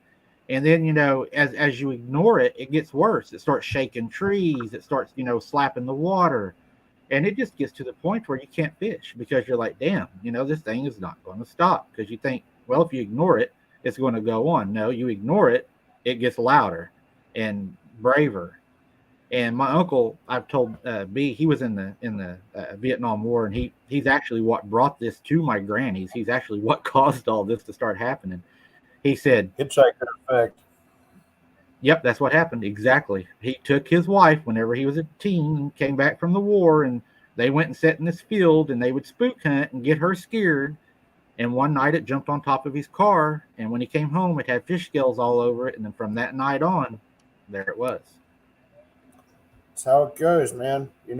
I mean, so, and I think I was going to comment that um, you have these things on a random day just gone fishing with your kids. You know what I mean? Where so, and you hear this story so often where people who have these encounters, especially ones who are actively seeking them, although this isn't the case 100% either. Right. It's very rarely just one anymore. You know what I mean? Once it happens, it continues to happen. That's been the case with Yes. me personally for a long time. And it just reaffirms it to me. That for whatever that is, and then when people start talking about the issue between flesh and blood and maybe something a little bit more paranormal when it comes to any of these entities, how does that get explained? How do you just dismiss that? So you have an encounter in Oregon and you're visiting family walking through a park in New Jersey, and then the same thing happens to you 2 years later. What are the odds of that? And you hear Right. that. It's a commonality that you hear all the time. All the time.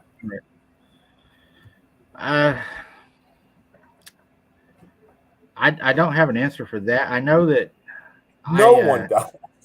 I know that I shot one and I seen it bleed. I've seen the blood, and it bled profusely. It was if I was guessing, I would have called an artillery hit or an organ hit. It was the thick purple blood. It pooled at the location of the first shot, and then also it trailed to the other location where it also pooled, and then where I believe that another one did carry it away. I always believe there's that a physicality to it. Absolutely, there is a flesh and blood quality to all of them. Right. But you just brought up something that Bettina and I were talking about last night or the night before last. I don't remember. And it's something that I'm always going to stick by. And I am not a skeptic. I'm the opposite of this. I'm a knower. However, right. When I hear Barton Nunley's on here today. Hi, Barton. When I hear these stories of flesh and blood encounters where there's where ones are shot and ones are hit, and we killed one, and when I hear that, and I hear it all the time, and I'm not dismissing it. I'm thinking it critically. Name one time, and I'm talking about Sasquatch too, which it's another whole ballpark. Name one time that anyone has ever produced a body. It's never happened. Never happened. Never. Not to my knowledge. Not to anybody that's been around this gig for any period of time. It's never happened. So that makes me think that there has to be, because there's no way that a special ops team with purpose going after a flesh and blood creature that's wounded isn't going to come up with that, in my logic, unless something else intervenes that we just don't understand. That's that. That's how I think about that. I'm not dismissing other people's. I would never call anybody a liar in this, because I don't want to be called a liar or a hoaxer, any of that stuff. However, those are facts. We hear, well, the government's got them. They might, because they may have access to technology that could possibly negate whatever they're doing, not to be picked up, not be caught, not to transition to another dimension, not whatever happens, because there's more to it than just the super lucky circumstances that have kept the planet from retrieving one of these things forever and ever. Another great question. But Chris, you said that you want to know, like, your question was, like you said, nobody ever brought in a body, but what about the times when somebody actually does kill one, and then it's not going to see the light of day? If you expecting science or the military or anybody who had an encounter and actually kill one of these things to actually bring that to light, do you actually think with these people that's actually trying to cover this up, do you actually believe that they gonna actually let that make public news? Seriously, I'm not being a smart ass. I'm serious. News, but do you think with all the people now that are actively boots on the ground out investigating, that there's not going to be, if it was possible, that one lucky shot? I don't see it. I know people that have incredible interaction, not negative too. That's the other difference, is that I've never experienced a negative one, but it happens. Obviously, it happens. Look at what we're talking about right now. This is part of the phenomenon for sure.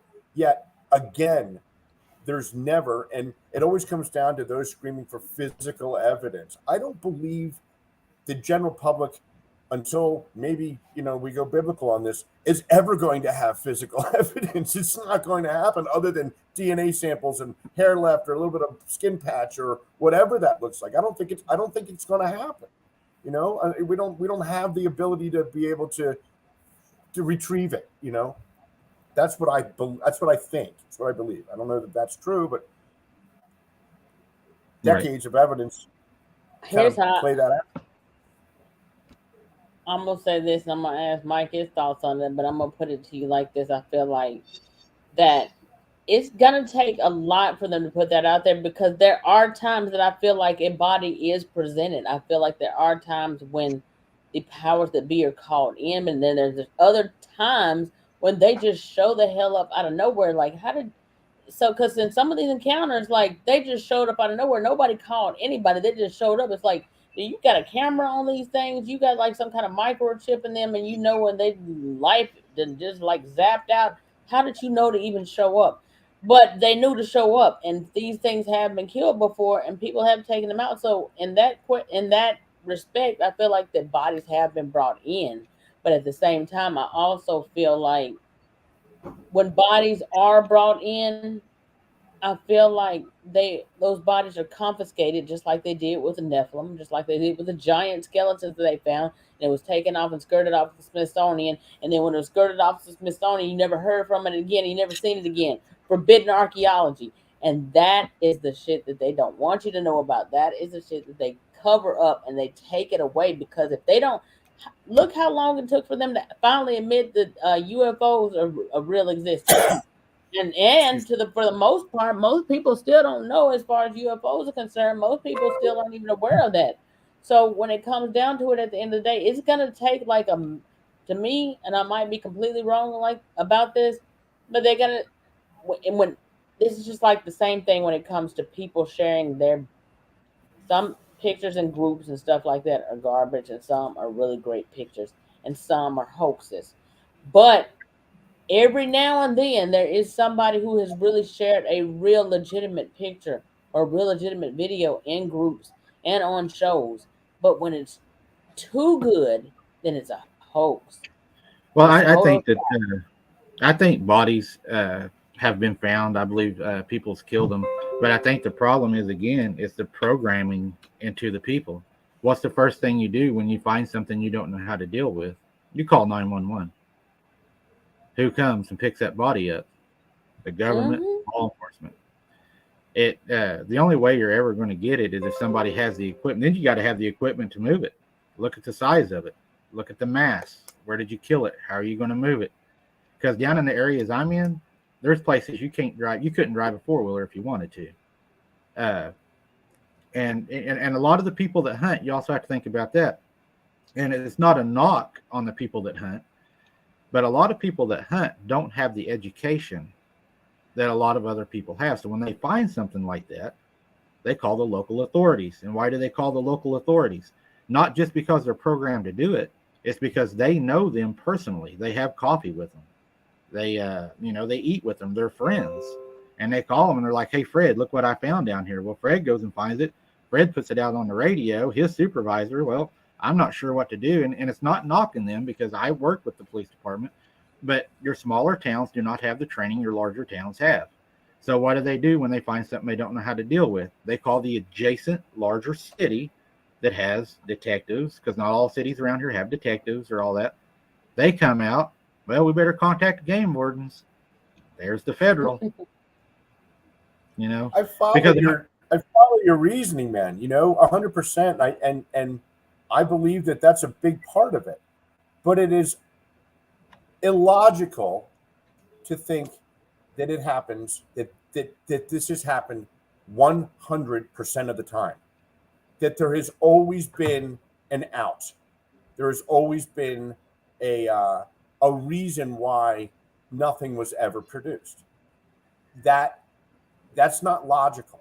It just isn't logical, especially in this day and age, especially in the last 12, 15 years with instant access. I get it because what we research is inaccessible for right. 20, 30 months. Just, it's a hiking. It's days out there and packing it. But the reality of that is that that's not everywhere because in my experience, um, these entities are everywhere. They're everywhere.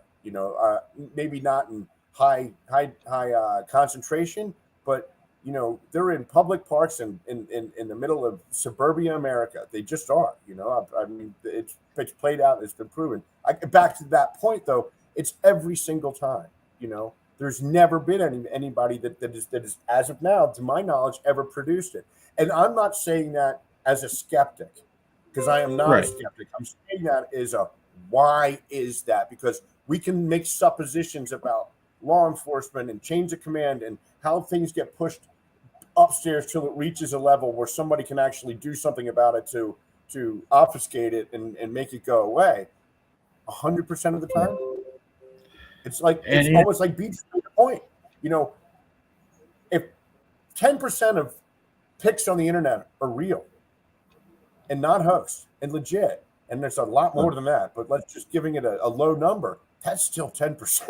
Man, you know, Right. that's still verifiable. This isn't. You know, it's not. and then Matt Moneymaker. I don't listen to a lot of what he says, but he even talked Right. about if they are killed, and the reason that maybe a body has not been produced is because they remove their own. They That is true. I believe that 100%. you kill But them. where do they remove them to? Somebody just asked that question. You know, like where do they remove them to? So that's a good question, Janice. Bobby Short, Gathering Evidence. Steve Istall has full copies of her manuscripts, but he's been hasn't kicked them all down yet. But that's side note. That's really important. You know, Bobby Short You has hear some that? great. You hear that, Right. Mike? Steve Isdall. Mike, I'm gonna You what? contact you after the show. You already know what I'm saying. Like Steve Isdall. Yeah. He's Mm-hmm. reached out to me. Uh, Us as I You well. need to go ahead and reach back out to him. He reached out, Mike. I mean, not Mike. Chris. He reached out to Mike after we did the last show. He wants to talk to him. And I told him like he didn't know who he was. Like I said, yeah, reach out to him. yeah. Let him know, Chris, that he's credible. Oh, Steve. Yeah, Yeah. I got to kind of know him a little bit before he really blew up. Actually, he's reached out to us in the last week, the same way. So you know, we'll see how that goes. I'm not really. This is about the only public platform that I'm ever going to. I can't speak for the rest of the guys. You know, but Right. either way, I would talk to him. You know, good guy, legit. He's huge. Never told anybody to hit like or subscribe, and yet he's got like 320,000 freaking subscribers. That's incredible to me. I'm sure it's changed his life.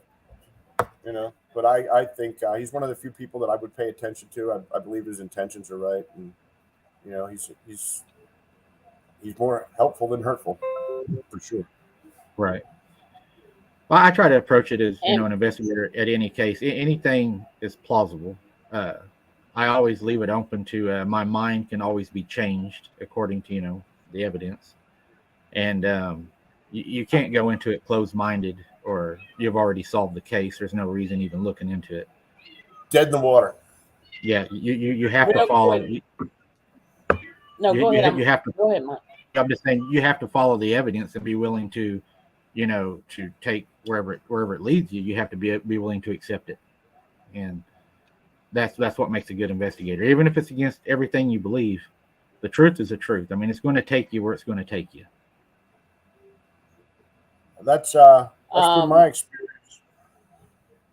I'm gonna say a couple of things, and I know Mike had let me know he got to get off like at 2 hours, and we're just about there, 7 minutes away from that. I'm gonna address a couple of people real quick. Bernard Fox, you said those are weather balloons. I'm not talking about just the ones in 23. Bernard Fox. There are really UFOs that are out there in real time, in real life. So, like, I'm not talking about just what's sighted over China. Like, I have actually personally had a UFO sighting up close and personal, so close that if I had taken a ladder and actually climbed on, took that ladder and was standing on top of the house, um, across the street from where I lived at that time, I could literally threw a rock at it, and I wasn't the only one to see it. Everybody else who was on that end of the neighborhood saw that. Multiple people, and there were videos of it. So there are real UFOs out there. Like, I'm not talking about blimps. I'm not talking about drones and nothing like that. So yeah, in 2023, Operation Bluebeam. all of that, absolutely. So UFOs are real now, whether you want to believe that they're life from other planets, or whether you believe they're interdimensional, whether you believe they're demons, whatever. There's something to that. And I'm a Christian, so you can look at it as like signs and lying wonders or whatever. But at the end of the day, it's something more than just what they're telling us. I'm not saying that every time that we think something is UFO, it's a UFO or an alien spacecraft. I'm not saying that, but there are things out there that we're not being told about. I want to give a shout out real quick. World Radio, Duke Sullivan, thank you for showing up tonight. Duke Sullivan, I've been trying to get in touch with you, and so I appreciate this. If you can hit me up on Messenger, I sent you my email address on your channel. Hit me up. Send me an email, cloflo 2008 at live.com, and email me so I can get in touch with you because I've been trying to reach out, and I don't think you have a Facebook. I'm not sure, but um, we've been missing each other a lot lately, and this is his second or third time messaging on my show. So reach out to me because I want to talk to you. You did a show, and I can't remember where I saw it right now. I think it was on Sasquatch Chronicles or one of those shows. You did a show on mountain giants, and I definitely want to discuss that with you because you discussed some giants that were actually spotted were 18 feet tall plus. I want to discuss that. So hit me up, Duke Sullivan. Y'all, we're gonna go ahead. Mike, I know you got to get off the show. If y'all got any more questions, and Mike, he's a friend of the show. I will have Mike on the show with me again. We're friends. I'm cool with him. I love him and Chris to death. If y'all got any more questions for me or for anybody, whatever, y'all can leave them in the comments below. I may stay live for a few more minutes because I just added Chris on here. DA Roberts showed up. DA Roberts, let me give DA Roberts a shout out. Thank you for showing up tonight. So we had Duke Sullivan from World Bigfoot Radio show up tonight. Red Dirt Cryptid Investigation showed up tonight. We had Barton Nonnelly to show up earlier tonight and his wife, Letitia. We've had quite a few people, and I really appreciate their support because these people, like, are the people who, like, I follow, and they're my friends in the crypto community, and I really respect their work and I respect their participation. So I just want to thank all of y'all for showing up, and everybody else who showed up, my moderators, and everybody who shows up on a regular basis. Thank y'all for showing up. And Mike, I'm gonna tell you good night because I know you got to get off here. We're at 3 minutes to 9 o'clock, so I'm gonna reach out to you tomorrow, and All right. I'm gonna go ahead and let you go. So I'm gonna say good night to you, Chris. You stick around for a couple of seconds. Da, thank you for showing up tonight. But go ahead and Mike, jump I'm off, going to ask Mike. Bettina if you're okay to give you my contact information. I'd like to have a chat with you sometime. Sure. Yeah. Yeah. She has everything. Yeah, she has everything. Cool. She's got mine too. Well, if that's okay. Oh yeah, definitely. Yeah. Yeah. It was And good Mike, meeting you. Yeah, you too, and man. Mike, before you go, I just want to thank you so much for coming back for part two. This was awesome. I'm gonna have to bring you. You still didn't get. Every time we get to talking, like, it's always amazing because I got so many questions and I just can't get over it because I got so much stuff to say. You wanted one of the main things you wanted to talk about was Girl Scout killings, the Girl Scout murder. So I want you to do a live on that. And if you want, because I know you want to get me on your show, you hit me up on Messenger after we get off this show. Hit me up, Yeah, and I I'm will. actually I'll be discussing the Girl Scout murders the 25th with Da Roberts, and that's what he wants me to focus on the whole show with. So yeah, a lot of people's got a lot of questions about that case. I think And it's a I'm pretty sorry. I think it's a pretty cut case, but It is. I mean, you know what? I'm gonna hook y'all, you two up, Chris and Mike. I'm gonna hook y'all up. I'll hook y'all up after the show. I'm on. Not gonna. I know you got the kids tonight, so I'm gonna reach out to you later on, and I'm gonna tell you good night. Anybody else? Like, we're getting ready to shut this down in just a second. If y'all got any more questions before I shut this down, y'all can ask questions of me and Chris. But Mike, I'm gonna tell you good night. Thank you for showing up all right, tonight. Love see you ya. to death. I want to have you back again. Da Roberts, everybody else, thank y'all for showing up. With that being said, Mike, you have a good night. Yep. Thanks for having me. It was a pleasure. Take care, Nice to Mike. meet you, Chris. Yeah, it was a Nice pleasure to meeting meet you you as also. well, man. We'll talk soon. All right, man. Thanks, guys. Yep, take All care. right, thanks. Good night, Chris. I That always was enjoy cool. having great guests on the show. I'm telling you, I had to have you on here because I know, like, y'all know, like, I always call Chris the guru, but I love, like, I when it comes to genuine people in this, you can tell when somebody's heart is in the right place, and you can tell when somebody like actually do their research, and like you can tell when somebody's being real with you. And Mike actually, that if y'all not familiar with him, his YouTube channel is Abnormal Investigations. I love his channel. I've been subscribed to him, and I'm not that type of person that I'm not ever gonna be, no matter what, no matter how many subscribers or members I have in my group or any of that kind of stuff. I'm always be down to earth. I'm gonna always be a person that y'all can reach out to. If you, as a regular member of my group or subscriber to the channel, you want to reach out and you want to share your encounters on the show, or you want to share your encounters in the group, like I don't allow people to attack members of the group or the channel or any of that kind of stuff. That's why I have moderators there and an admin in the group and stuff like that, because at the end of the day, this is a subject that is not, we told monsters don't exist. Whether you want to call these things monsters or whatever you want to call them, be giants, whatever you want to call them. Like, I just, at the end of the day, I this is not something that I take as a joke. I take this seriously. And at the end of the day, I also look at it to the degree where I find that um, this is supposed to be at this point beyond the point of entertainment purposes. We do these shows, or I do these shows, for the purpose of trying to get to a higher level of consciousness or higher level of understanding, because it should be beyond that at that point for everybody. Um, so I just want to let y'all know I'm gonna have great guests on the show. I know I took like a hiatus for a couple of months, and on not doing shows and stuff like that, but I'm back.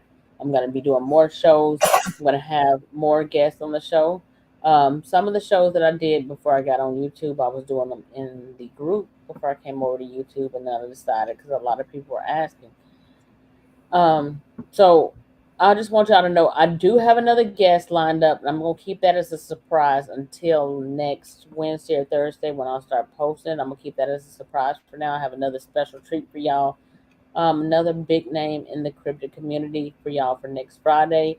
And as y'all can see, Duke Sullivan showed up tonight. I'm planning on trying to get in touch with him. Maybe I need to check my email. I don't know. Like sometimes my email goes to junk mail. I have no idea. But like we've been trying to we keep missing each other. We want to talk to each other. We just haven't been able to do so yet. I want to thank everybody. Sharon, God, thank you so much. She said, thanks, Mike and Chris. Cynthia. Chris, did you have anything that you want to share based out of anything that you heard tonight when we talked to Mike tonight?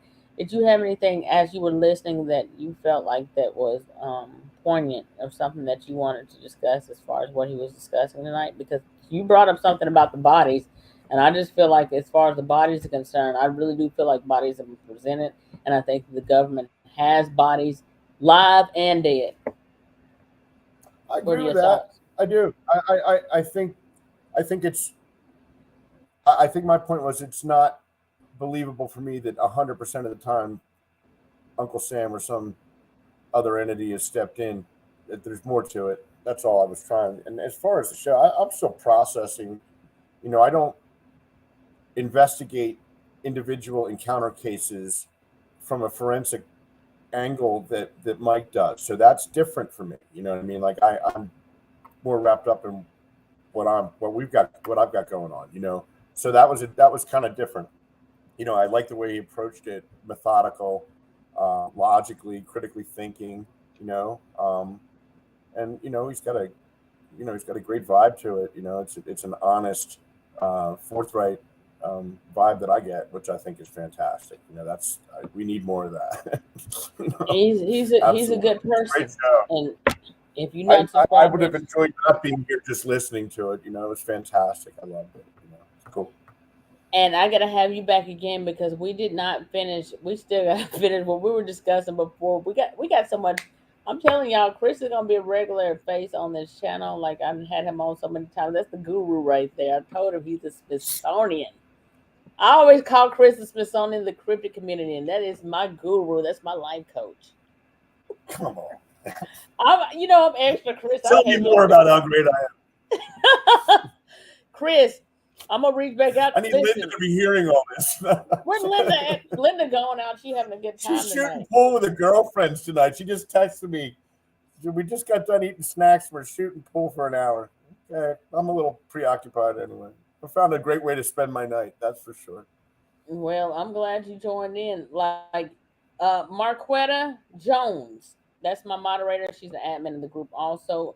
Marquetta, She's I'm the gonna tell hammer. y'all Marquetta is the hammer, and Marquetta is also from Michigan, home of the Michigan Dog Man. Marquetta That is has the multiple. Listen, I don't care. Marquetta is going to be on the show soon, and I'm gonna go ahead and shut this down for the night, Chris. I'm gonna call you after the show, Marquetta. I'm gonna call you. I'm gonna message you in a few minutes, and I'm gonna reach out to you because you need to be on the show too. Marquetta is one person who has multiple dog man encounters on her property, where she lives at now. These dog men are on her roof at night. Her mother was on the porch. For those of you who don't know this, Marquetta had dog men. Her mom was on the porch smoking a cigarette early in the morning. I can't remember, 4, 5, 6 o'clock in the morning, wee hours of the morning, and the dog man literally jumped off the roof over her head as she's sitting out there smoking a cigarette early in the morning. And her mama was like, her mama don't smoke in the house. Marquetta's mama was like, hell no. Like, when you scared like that, you'll just take off running back in the house. She had the cigarette in I hand and would. everything. Like, oh yeah. But I'm like Marquetta, like, because Marquetta told me like they didn't smell like the urine smell and stuff like that, like they peeing on the roof and stuff like that. And I'm like, how do y'all still sleep with the windows cracked open? Like, ain't no windows open at all after the dog man is out there on the roof. If I step outside of my door to like go out there and smoke for any reason, if I ever see a dog man even at the bottom of the stairs, absolutely not. I will not set foot out there again at night. I will smoke inside because I don't like my apartment smelling like how like the hotel rooms that you stay in that like actually like smoking rooms. I don't want it to smell like that. I don't like the smoke in here, but no.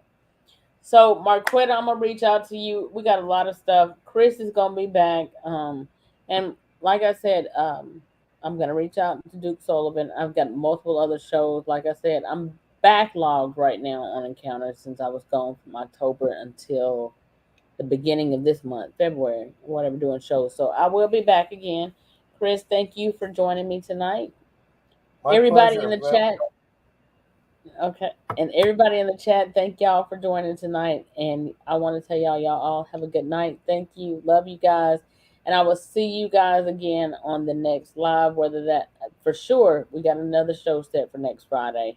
And I may possibly have a, random show for y'all within this weekend or possibly during the middle of the week because I got a lot of stuff and I got a lot of people to catch up on. With that being said, y'all have a good night. Love you guys. Y'all, good thank night, y'all for showing everybody. up. Thank you. Good night, everyone.